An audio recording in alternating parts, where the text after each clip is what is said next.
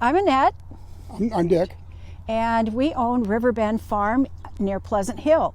We have a total between my daughter and her husband's property and ours, we have a total of 50 acres. And we grow strawberries, we grow pears, we grow Asian pears. Let's see, what else? Apples and corn and strawberries, nuts, hazelnuts. So we have quite a bit to take care of, and this is not just a summer project. This is all year long. And right now we are pruning all the fruit trees and nut trees, so we're pretty busy. Right now you can see on the floor of the trees here that there are a lot of branches, and it takes us several months to get through it before everything starts blooming.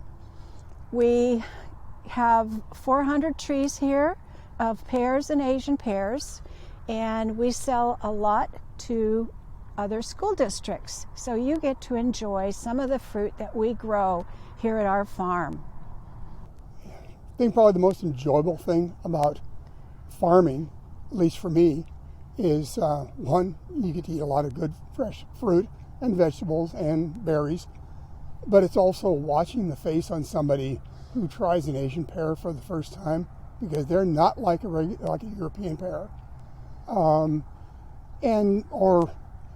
some of the European pear varieties. They're a lot smoother texture than a Bartlett, and their expression sometimes, or watching children eating strawberries in the field, it's quite enjoyable. Yes, very much so.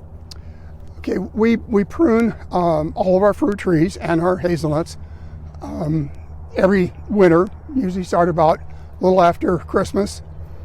You need to prune them, one, to get new wood, which helps on production, more fruit or more nuts.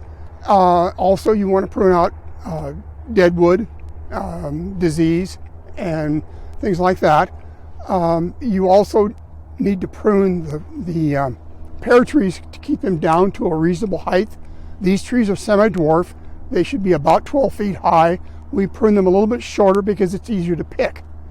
You don't have to use so much time on ladders, which is very time consuming and dangerous.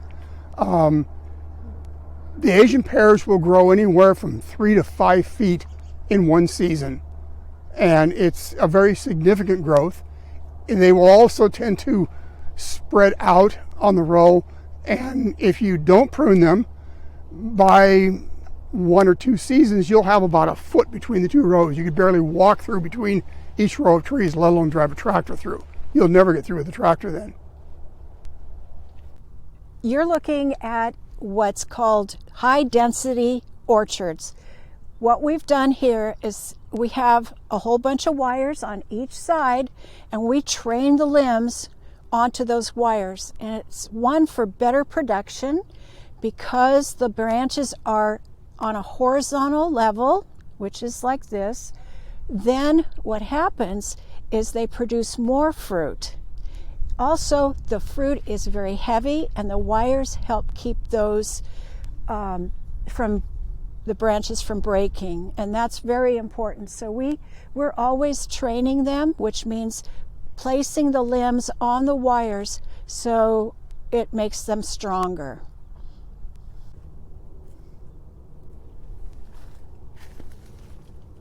How about these?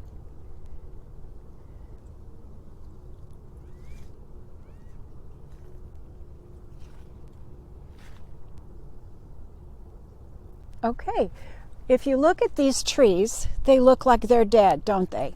Well, they're not. They're just dormant. And each one of these trees has buds.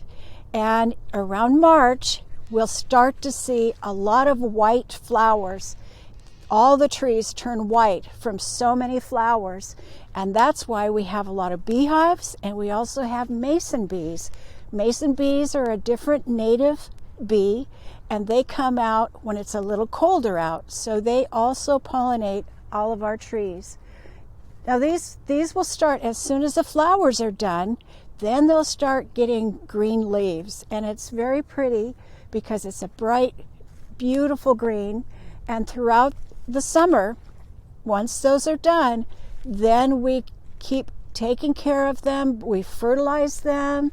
We make sure they don't have disease or bugs. And then we can harvest in late August, September, October, and even sometimes in November. So this is a year-long thing, but we do have many, many beehives here to help pollinate all of our fruits and vegetables. And those are from Humble Bee honey. And we also have the mason bees. Hi there, it's Annette again. And I would like to show you all these leaf piles. And a big part of gardening is making sure your soil is rich and it has the right nutrients. And there's a big part of that in using your leaves from the trees. And what we'll do is we'll spread the rest of these out. And one, it will help keep the weeds down, but we're going to till it into the ground, and that provides a lot more food. The worms will be in there eating them up, and there'll be nothing left by the time the end of the summer. They'll have all been eaten up or decomposed. And if you look in the back, we have a whole bunch of bird boxes. And we probably have 60 or so right now, maybe a few more. Yeah, and we use that for more insect control. They'll eat a lot of the bugs that we don't want, and they eat mosquitoes, whatever. And there's a lot of small brown bats that are in the area, and they also are very good for eating a lot of the insects. But these provide homes for a lot of the swallows and bluebirds that are in the area, and a lot of the swallows are not here in the winter. They leave in the fall and they go to Southern California or Mexico, and they have 1 to 2 batches of babies a season, and we just love watching them.